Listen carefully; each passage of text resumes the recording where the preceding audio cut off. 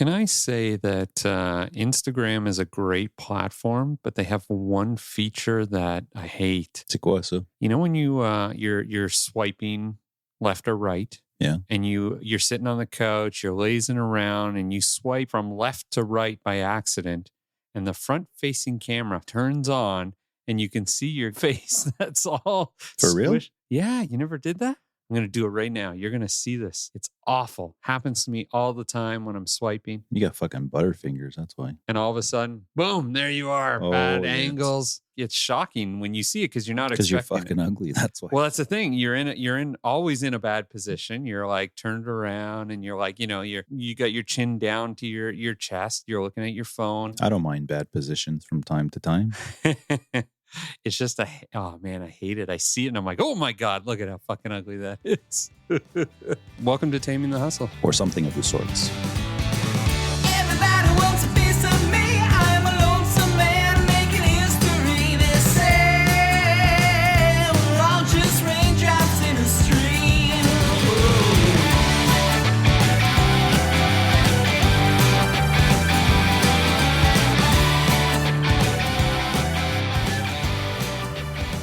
What do I want to talk about? Got anything? Got anything on the go? Things that make you go, I just wanted to clarify RRSPs and TFSAs and non-registered accounts.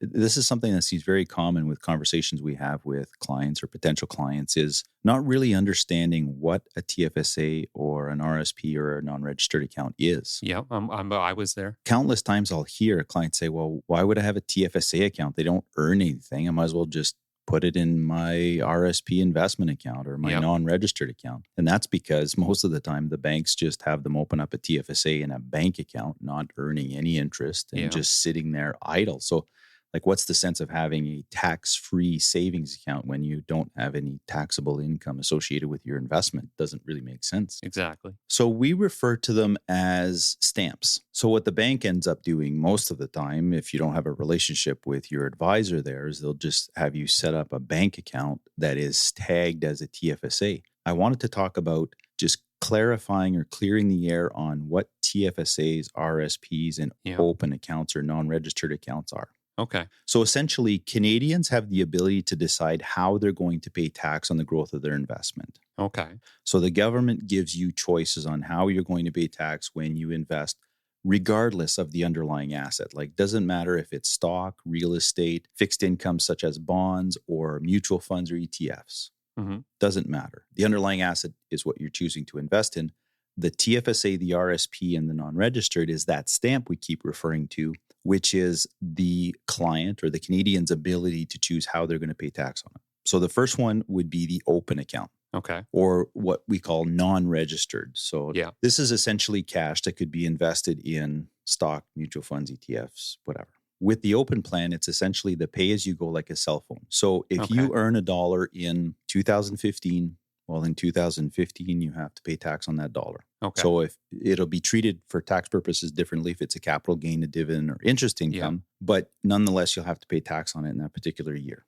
So after the non-registered account, you've got the RSP. So the RSP strategy or the concept behind the RSP that the government created was you would invest, say, $1 when your taxable income is 44%. So you'd get a 44-cent refund. Oh. And presumably you would grow that dollar to X amount and to help you fund your retirement when you're in a period in your life where you have lower taxable income.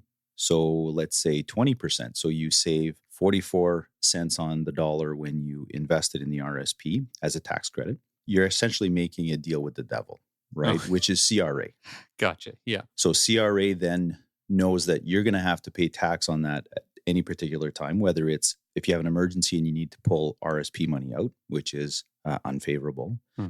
If you then retire and you start drawing from your RSP as a RIF, or if you die with RSP money, your estate is then responsible for paying those taxes. So when you get the RSP contribution tax break at the time of contribution, you've then made that deal with the devil that at some point in time, you're going to pay tax on that. So that's the way that one is registered. Okay. So you have one stamp is the non-registered and it's a pay-as-you-go. You have the RSP where you're getting the tax break on whatever amount you're investing in based on your tax bracket, but you've made a contract with the devil that At some point in time, when you cash those RSPs in, you're going to have to pay tax on it at the tax rate that you are at that particular time. Gotcha. Then lastly, the TFSA, which is the newcomer to the game. I think they've been around since 2009. That one confused me early on. Well, so the TFSA, you're not getting the tax break as you would with an RSP. Yeah. So essentially, if you invest, say, $1,000, you're going to have to earn, $1,300 to $1,600, for example, pay the tax on it, have $1,000 of tax paid money,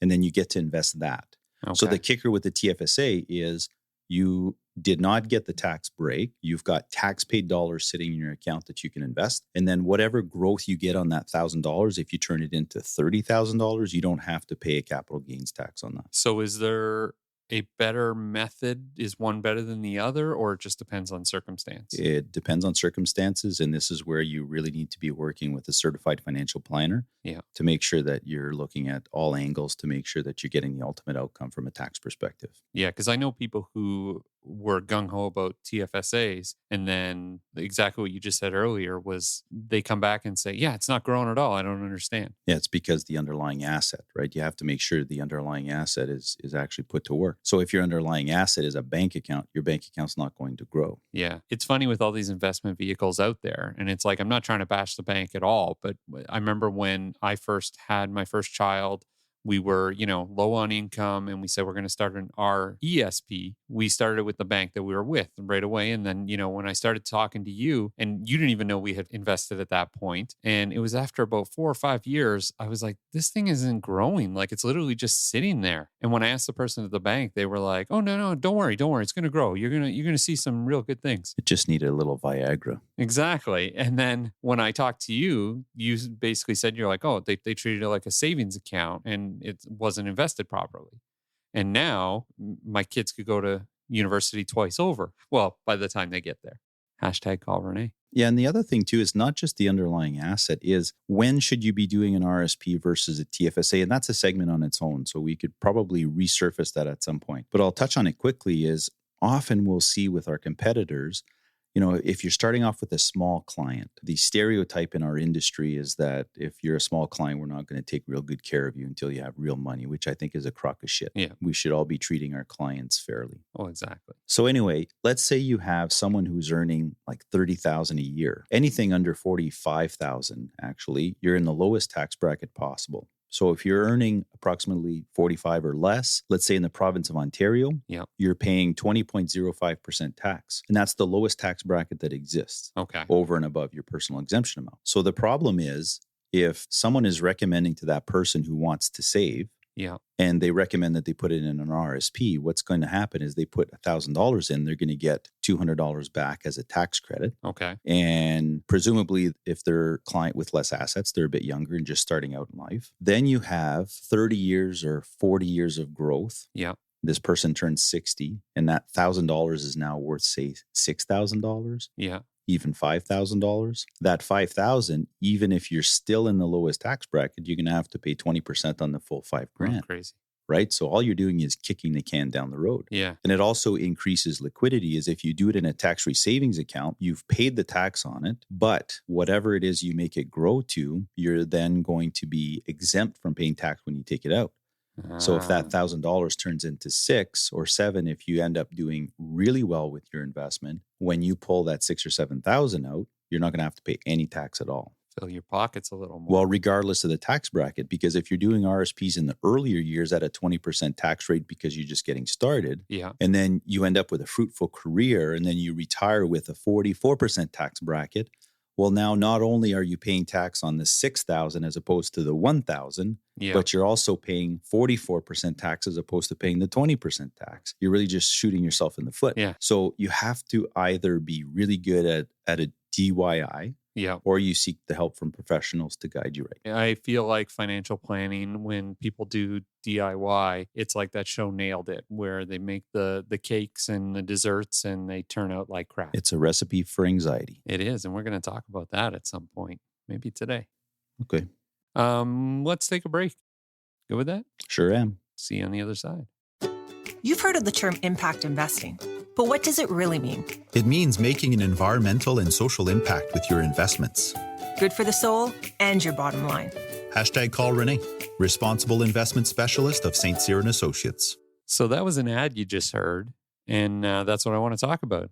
Kind of a guide to creating ads. And well, I don't want to say a guide because I'm not going to get too deep into it, but I want to give a little bit of information on how to create an effective ad because I think that one was pretty damn effective. My suggestion, you just hashtag call Hepburn Productions. Don't even have to think about it. Not everyone has the budget for that, but that's okay. You know, they'll get there. And if they listen to our podcast and take some of these tips away, they can get successful and then just hire. It's like a bridge benefit. Exactly. So one of the things that people need to do when they're starting to try to figure out an ad is figure out what your goal is. So when we create an ad, we actually think, what is the end goal here? And then we work backwards. I would call that the message if I'm correct. Exactly. It brings you in, right? What's going to get you to come into this store? What's going to get you to go to that restaurant? What's going to get you to buy online? And we look at that end goal and we say, okay, we have to work backwards. That's why there's pretty women in bikinis in pretty much every beer commercial. Exactly. What do we want as the outcome? Yep. And they want you to buy their beer. And if you buy their beer and you're drinking their beer at a bar, those pretty girls, well, at least we all think that's what's going to happen, are going to come up to you in the bar in their bikinis and say, hello, guys. Or on a pit bull boat. Exactly. When you're trying to figure out your goal, you got to figure out, is it driving traffic to the website that you want? Is it getting more followers? Is it shopping directly on Facebook or Instagram? Like there's many different avenues that you need to figure out where you want these people to go. Yeah. And is it safe to assume that one of the goals could be just delivering your message of your why? Correct. Yeah, it could be as simple as that. But that's what you need to figure out before you actually start creating. You got to find where are the holes in my business and you're trying to fill them, right? So if it's the Facebook or Instagram store online that's not getting any traffic, maybe that's what you want to deliver to fill that void. So the next thing you got to think about is format, right? Is it a story on Instagram you're going to post? Is it a post? Is it a paid ad? Is it a single paid ad? Is it a carousel, which if you don't know what a carousel is, I don't. Think if you owned a clothing store. You don't want to put one ad up that just has one shirt. You want them to be able to, like a carousel, flip through a bunch of things. So when you do an ad and you see those, it's like you can swipe through and see all different products and stuff like that. And so you kind of want to show off your shit, right? So how are you doing that? Where's the avenue? Is it a TV commercial? Is it a radio ad? Is it graphic design?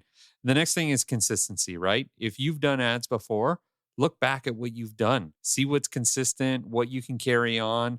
Because if there's an ad that actually worked, be consistent with that ad and fucking steal off of it, right? You want to retain that same clientele. For sure. And it's got to have something to do with brand recognition too, I would think. Exactly. And that's exactly my next point is creating eye-catching content that actually ties into your brand. Right.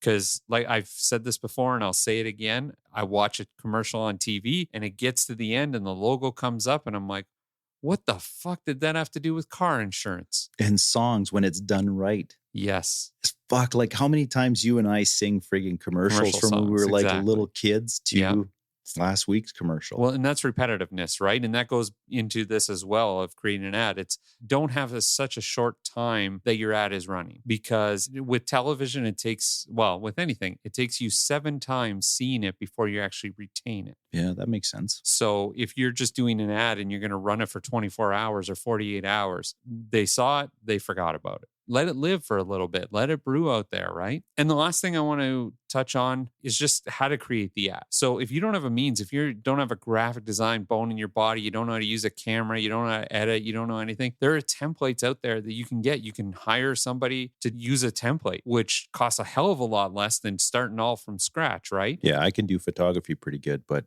don't ask me the first thing about videography. I wouldn't know where to start. Exactly. And even with your photography, it's like if you wanted to create an ad, you still need more than just the picture, right? I still have no clue. Yeah. So it's like, you can go on, you can learn through templates and stuff like that. And the very last thing is once you've created all that is show it to people before you put it out. Show it to the people you trust. Maybe you have a spelling mistake. Maybe you have too much text. Or it could be as simple as your ad doesn't fucking make sense. And I love it when people tell us, like I run ads by friends all the time where I'm like, hey, this is a pretty big ad. I want to make sure we get it right before I introduce it to the client. Can you just take a look? They take a look and they're like, yeah, it looks good. And most of the time it looks perfect. It's great. We love it. And other times the odd thing where they're like, hey, didn't quite understand this. Yeah, it's like that commercial you were telling me about earlier. If someone had asked for a second opinion before airing it, Exactly. probably wouldn't have aired. The way I look at it too, and if you have kids at home, is depending what you're selling, show a kid and say, explain to me what that is. And if they can explain it, then you're probably pretty good to go. And if adults don't get it at that point, then they're just stupid. Stupid adults. Yeah. Hey, speaking of adulthood, I want to talk about something that sounds a little weird, and it's definitely going to preach again that we're not doctors. But I want to talk about anxiety. I don't think that's weird at all. I want to know about developing anxiety, and I want to talk about that when we get back. As a business owner, your definition of wealth should be watching your business grow and watching your employees grow with it. Having a financial plan for you and your team can ensure success. To find out how, #call Rene of St. Cyr and Associates. So before we left, I mentioned developing anxiety. And I've had this conversation with a few friends, and they've said, no, you can't develop anxiety as you get older. And me personally, I disagree because I have. When I was a kid, a teenager, into my 20s, slowly into my 30s, I had no anxiety. I had such confidence with everything. I could talk to anybody. I could do anything. And then all of a sudden, little anxieties started to come into my life, and I couldn't get rid of them. Yeah, I can attest to that. It's frustrating as all hell. And after looking into it, like according to studies, this is a common thing that you get more anxiety as you get older. Did they indicate at all why? It's different theories. And I'm not a doctor. I'm not going to go into that. No, but you're living it, right? I am living it. And it's one of those things where I don't want to say that it's a fear. They say anxiety is a mental health condition that can cause worry, fear, or tension. And my thing is it's not even, it's hard to explain. It's not worry, it's not fear, and I don't know if it's tension. Something as stupid as calling like your phone company. It's like, okay, I know this is going to be a fight because they put an extra $400 on my bill. Clearly it's not mine. But you call the phone company, you know it's not going to go well. You're sure not having a ton of phone sex? No, that I do. It's all free online these days. Oh, okay. So I'll get on the phone. I'll dial the phone and I start to talk. And like the first person comes on and I can feel my blood pumping. And I'm like, oh my God, oh my God, oh my God, oh my God, oh my God. Wow, oh my that's God. got to be an awful feeling. It is. And it's like, it's little things like that. Like, well, I'm going to get real personal here. And, but you and I went on trips together. We go out every now and then. But one of the things that you've noticed about me is I use the washroom a lot. Yes, you do. Yes, you do. So I have a small bladder, but I also have a weak stomach. So if someone says to me, hey, we're doing a dinner party, it's a birthday party for a friend, it's going to be at this restaurant. So I go online, I look at the menu, and then I see and I'm like, oh, fuck. I don't know if anything on that menu is okay for my stomach. And then I start to fucking panic.